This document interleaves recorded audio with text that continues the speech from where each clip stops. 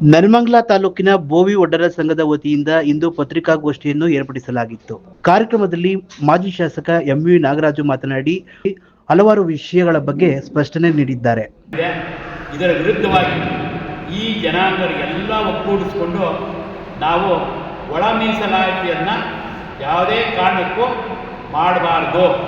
ಒಳ ಮೀಸಲಾತಿ ಮಾಡಿದರೆ ನಮಗೆಲ್ಲರೂ ತುಂಬ ತೊಂದರೆ ಆಗುತ್ತೆ. ಕೇವಲ ಒಂದು ಜನಾಂಗ ಮಾತ್ರ ಅನುಕೂಲ ಆಗುತ್ತೆ ಅಂತೇಳಿ ಇಡೀ ರಾಜ್ಯಾದ್ಯಂತ ನಾವು ಹೋರಾಟವನ್ನು ಮಾಡ್ತಾಯಿದ್ದೀವಿ.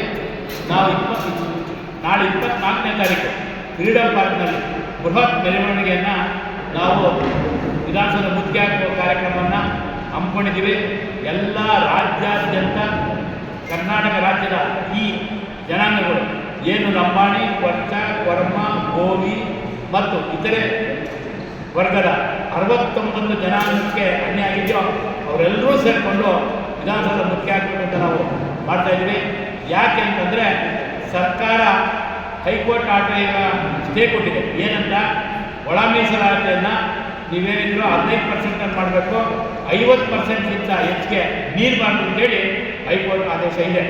ನಮ್ಮ ಉದ್ದೇಶನದೇ ಹೈಕೋರ್ಟ್ ಆದೇಶದಿಂದ ಕೋರ್ಟ್ನಲ್ಲಿ ಪ್ರಕರಣ ಇರೋದ್ರಿಂದ ಸದ್ಯಕ್ಕೆ ಅದನ್ನು ಇಂಪ್ಲಿಮೆಂಟ್ ಮಾಡೋದು ಬೇಡ.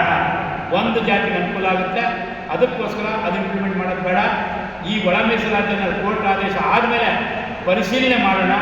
ಅಲ್ಲಿವರೆಗೂ ಏನು 56,000 ಉದ್ಯೋಗಗಳ ತಾವು ಕರಿತೀವಿ ಹೇಳಿದಿರೋ ಸನ್ಮಾನ್ಯ ಮುಖ್ಯಮಂತ್ರಿಗಳಿಗೆ ಸ್ಟಿಕನಾಗಿ ತಾವು 15% ಏನು ಹಿಂದೆ ನಡೀತಾ ಇತ್ತು ಆ ಮೀಸಲಾತಿಯಲ್ಲಿ ಎಲ್ರಿಗೂ ನಾವು ಯಾರಿಗೂ ವಿರೋಧ ಇಲ್ಲ, ಎಲ್ರಿಗೂ ಅದರಲ್ಲೇ ಮಾಡಿಕೊಡ್ಬೇಕು.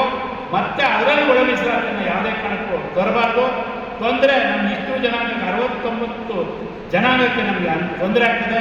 ವಿಶೇಷವಾಗಿ ಬೋವಿ, ಲಂಬಾಣಿ, ಕೊರ್ಚ, ಕೊರ್ಮ ಮತ್ತು ಅಲೆಮಾರಿಗಳಿಗೆ ತೊಂದರೆ ಆಗ್ತದೆ. ಈ ನಿಟ್ಟಿನಲ್ಲಿ ಅವೈಜ್ಞಾನಿಕವಾಗಿ ಈ ಸದಾಶಿವ ಆಯೋಗ ಮತ್ತು ನಾಗಮೋಹನ್ ದಾಸ್ ಇವರಿಬ್ಬರೂ ಅಷ್ಟೇ ಅವೈಜ್ಞಾನಿಕವಾಗಿ ಆರ್ಡರ್ನ ಪಾಸ್ ಮಾಡಿದ್ದಾರೆ. ದಯಮಾಡಿ ಅದನ್ನು ಇಂಪ್ಲಿಮೆಂಟ್ ಮಾಡಬಾರ್ದು. ನಾವು ಏನೇ ಮಾಡಬೇಕಂದ್ರೂ ನಮ್ಮನ್ನೆಲ್ಲ ಕನ್ಸಲ್ಟ್ ಮಾಡಿ ಕೇಂದ್ರ ಸರ್ಕಾರ ಇವಾಗ ಸೆನ್ಸಸ್ ಸ್ಟಾರ್ಟ್ ಮಾಡಿದೆ. ಕೇಂದ್ರ ಸರ್ಕಾರ ಸೆನ್ಸಸ್ ಬರಲಿ, ನ್ಯಾಯಸಮ್ಮತವಾಗಿ ಎಲ್ಲ ಜಾತಿ ಜನಾಂಗನ ಮಾಡೋಕ್ಕೆ ಸನ್ಮಾನ್ಯ ಪ್ರಧಾನಮಂತ್ರಿಗಳಿಗೆ ಆಗಲೇ ಘೋಷಣೆ ಮಾಡಿದ್ದಾರೆ. ಅದಕ್ಕೋಸ್ಕರ ಜಾತಿವಾರು ಬರ್ತದೆ. ಆವಾಗ ನೀವು ಕರೆಕ್ಟಾಗಿ ಪ್ರಾಮಾಣಿಕವಾಗಿ ಮಾಡಿದ ಮೇಲೆ ಆಮೇಲೆ ನಾವು ಒಳ ಮೀಸಲಾತಿಗೆ ನಾವು ಯಾವ ಜನಾಂಗ ಜಾಸ್ತಿ ಇದೆ ಅಂತ ಗೊತ್ತಾಗುತ್ತೆ. ಯಾಕಂದರೆ ಇಲ್ಲಿ ಕನ್ಫ್ಯೂಸ್ ಜಾಸ್ತಿ ಆಗಿದೆ. ನಾನೇ ಕೂತಿದ್ದೆ ಒಂದು ಇದರಲ್ಲಿ ರೆವಿನ್ಯೂ ಆಫೀಸಲ್ಲಿ, ನಮ್ಮ ಬೋವಿ ಜನ ಒಂದು ಹೆಣ್ಮಗು ಬಂದಿದೆ, ನಾನು ಖಾತೆ ಮಾಡಿಸ್ಕೊಂಡು ಹೋಗಿದ್ದೆ ಸಂದರ್ಭದಲ್ಲಿ ಅವ್ನು ಮಾಡಿಕೊಂಡು ಆ ಬೋವಿ ಜನ ಹೆಣ್ಮಕ್ಳು ಬೋವಿಗೆ ಹೇಳ್ತಾ ಇದ್ದೆ, ಅವನು ಆದಿ ಕರ್ನಾಟಕನ ದ್ರಾವಿಡ ಅಂತ ಬರೆಸ್ತಾ ಇದ್ದಾರೆ.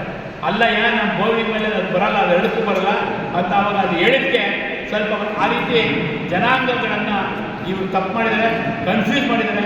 ನಮ್ಮ ಬೋವಿ ಜನಾಂಗ ಕಡಿಮೆ ಇದೆ ಅಂತ ಹೇಳಿದ್ದಾರೆ, ಲಂಬಾಣಿ ಕಡಿಮೆ ಇದೆ ಅಂತ ಹೇಳಿದ್ದಾರೆ, ಕೊರ್ಚ ಕೊರಮ ಕಡಿಮೆ ಇದೆ ಅಂತ ಹೇಳಿದ್ದಾರೆ. ಅವರು 30 ಲಕ್ಷ 34 ಲಕ್ಷ ತೋರಿಸ್ಕೊಂಡವ್ರೆ. ನಮ್ಮ ಇಷ್ಟೂ ಕ್ಯಾಸ್ಟ್ ಸೇರಿ 29 ಲಕ್ಷ ತೋರಿಸ್ಕೊಂಡವ್ರೆ. ಇವರೆಲ್ಲರಿಗಿಂತ ಜಾಸ್ತಿ ಇರೋದು ಈ 69 ಕ್ಯಾಸ್ಟು.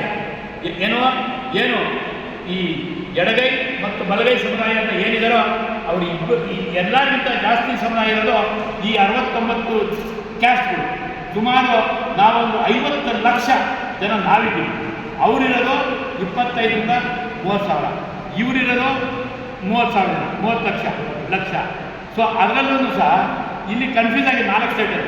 ಆದಿ ದ್ರಾವಿಡ, ಆದಿ ಕರ್ನಾಟಕ, ಅದು ಬಲಗೈಯ ಎಡಗೈಯ ಅವರೇ ಕನ್ಫ್ಯೂಸ್ ಮಾಡ್ಕೊಂಡಿದ್ದಾರೆ.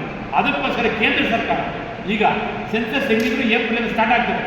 ಅದನ್ನು ದಯಮಾಡಿ ಆ ಸೆನ್ಸಸ್ ಆಗೋವರೆಗೂ ನೀವು ಯಾವುದನ್ನೇ ಕೈ ಹಾಕಬಾರ್ದು. ಕೈ ಹಾಕಿದ್ದಾದರೆ ಏನು ನಮ್ಮ ಸರ್ಕಾರ ನಾವು BJP ಸರ್ಕಾರ ಕಳ್ಕೊಂಡಿದ್ದು ಈ ಒಳ ಮೀಸಲಾತಿಯಿಂದಲೇ.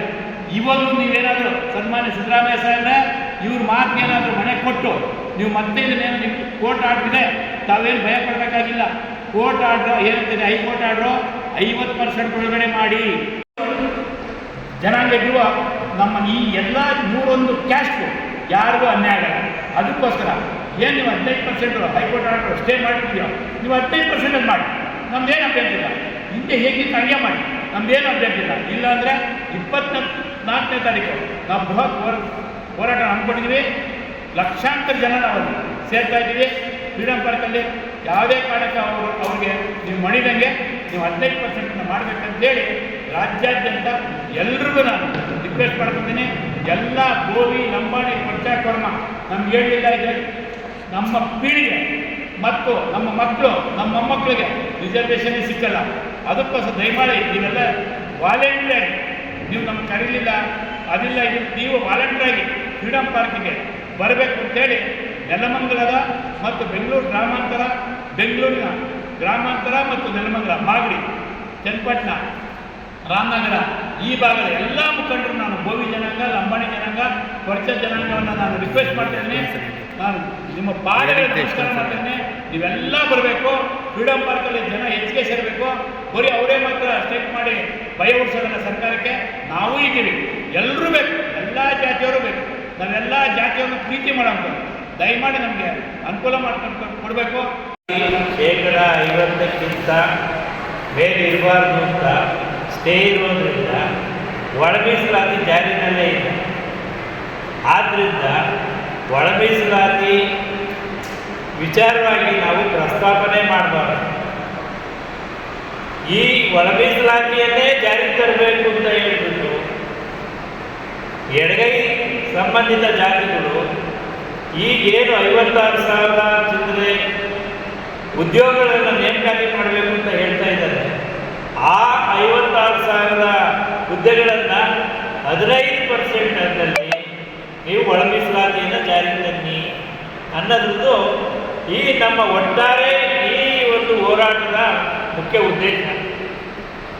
ನಮ್ಮ ಈ ಫ್ರೀಡಮ್ ಪಾರ್ಕ್ನಲ್ಲಿ ನಡೀತಕ್ಕಂಥ 24ನೇ ತಾರೀಕಿನ ಮುಖ್ಯ ಉದ್ದೇಶ ಅದು ವಿರೋಧಿಸಿ ಯಾವುದೇ ಕಾರಣಕ್ಕೂ 15% ನಲ್ಲಿ ಒಳ ಮೀಸಲಾತಿಯನ್ನು ಜಾರಿಗೆ ತರಬಾರ್ದು.